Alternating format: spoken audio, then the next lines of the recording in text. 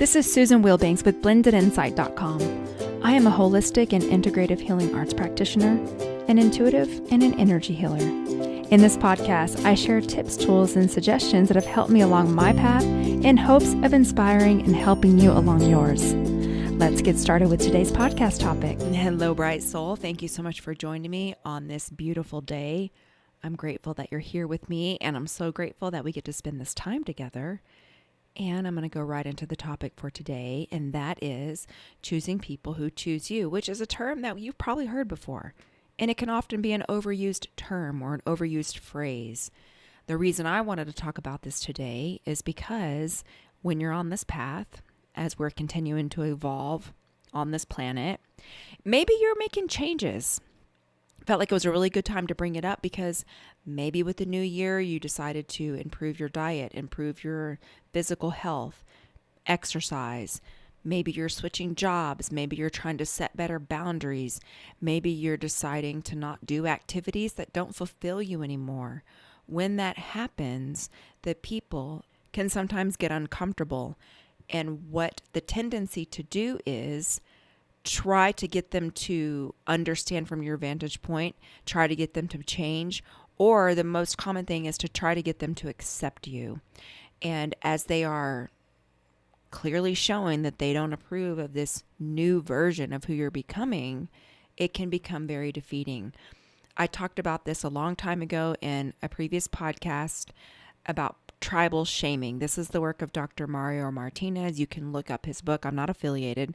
His book is The Mind-Body Code, where he talks about when one person that's in the tribe, which could be family or the group or however it shows up for you, when that person starts to evolve and do something different, think outside the box, the group tries to shame them back into alignment, because when you begin to change or become who you are or do something that people around you aren't familiar or comfortable with, it holds a mirror. It's a reflection of ways in their lives where they're also invited to change and they don't want to. So instead of being inspired by it, they throw stones at you, try to knock you down, get you back in line, get you part of the group.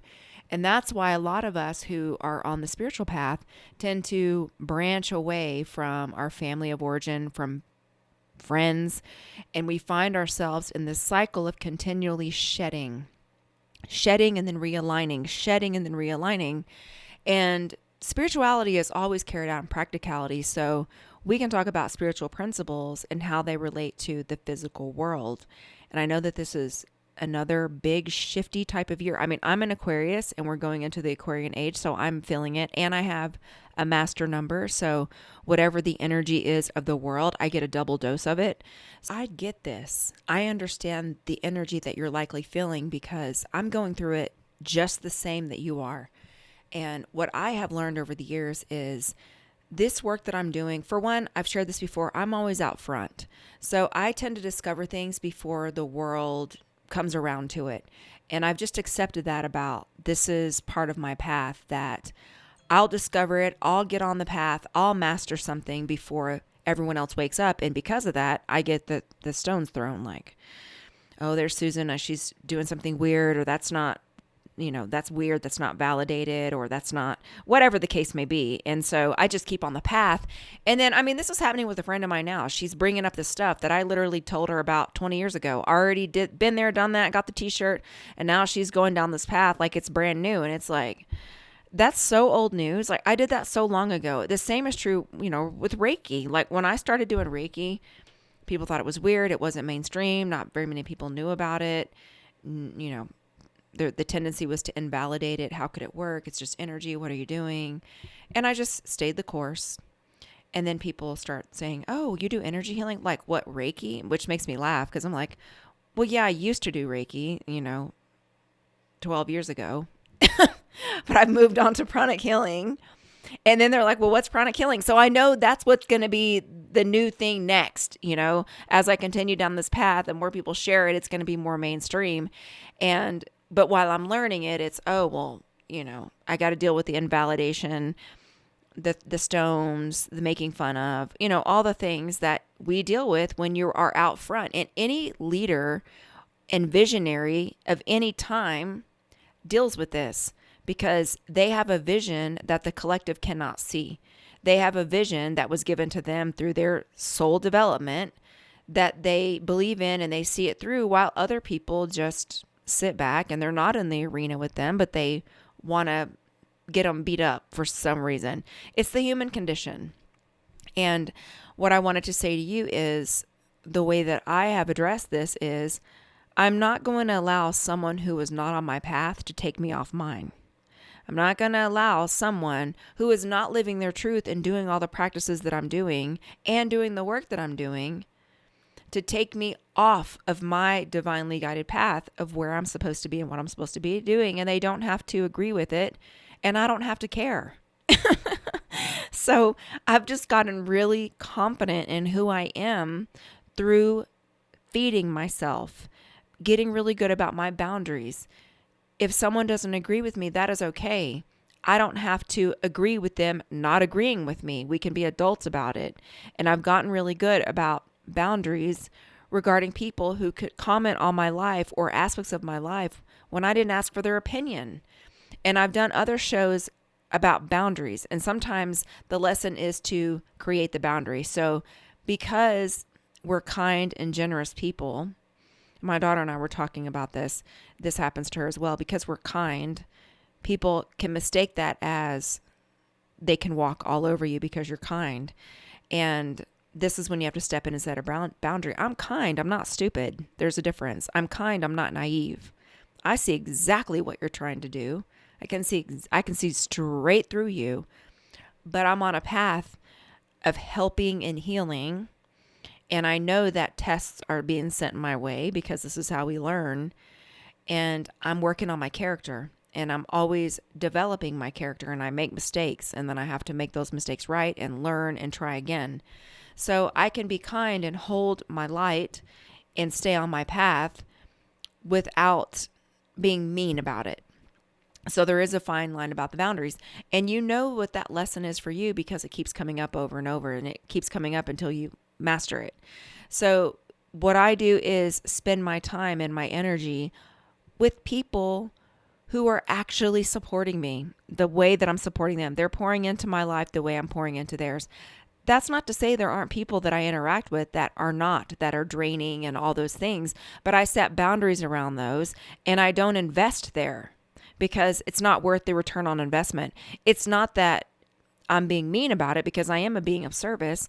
So I know that when they come around and just start complaining and dumping on me, I know that this is an opportunity for me to feed them enough to get them recharged. I'm not their source, but if there's a nugget or something that I can give them from my full place because I'm in a more evolved place, I'm happy to do it as a generous person. And then I bless and release. I cut the cord and bless and release. And then I spend the majority of my time with my inner circle who we're all on a similar path and we're feeding each other. And if you don't have physical people in your realm, because there was a time when I did not, especially when I was first starting on this path, I found people like my podcast that were like me, that were on a similar mission that I could listen to, that would encourage me, that I could get an energetic feeding from. And I would read books and listen to seminars and listen to tapes. And I immersed myself in the world of those people who were on this path of enlightenment. And that kept me fed. And one of the main things I'll say through this, I was having a conversation with a friend of mine about this last week, is that my meditation practice keeps me so grounded and connected to who I really am. And it keeps things in appropriate view. Because honestly, this experience in the body goes so quickly. And it is my understanding when you get to the other side, it's like a blink anyway. And I've shared before, I can do like mediumship, and I've had some insights about this. So it's easy to get bogged down into the monotony of the ego, the personality, wanting to be accepted and wanting to be ushered into a group that you really have outgrown. It's part of a human condition. But when you drop that and you go back to who you really are, and you go back to the soul of who you really are and where you're going to go when you get out of this body, you realize it really doesn't matter. It's like watching a video game play out. It doesn't matter. These are all just characters and spaces and energies that you have to learn lessons from. And again, sometimes the lessons is, well, I'm not going to invest in people who don't invest in me. I'm going to choose to feed myself, keep myself going, keep myself on path, and stay as vibrant and as centered and as alive as I possibly can so that I can continue to walk out my mission on this planet and get as much soul development as possible so that when I get to the other side, I don't have as much work to do. I mean, that's my goal. I don't know what your goal is, but that's my goal. And I want to help people. I want to leave people better than the way I found them. So that's all I wanted to share today. Let's go into a healing. You can uncross your arms and legs, and I will turn the healing on.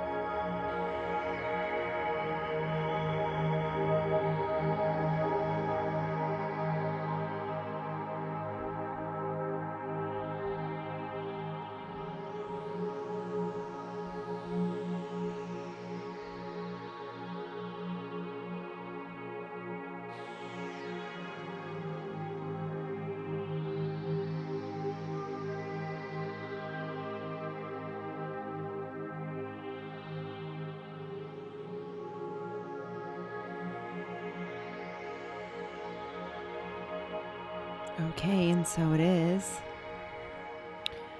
Friends, if you are drawn to my High Vibe Lightworker Tribe over on Patreon, we'd love to have you. You can find the link in the show notes.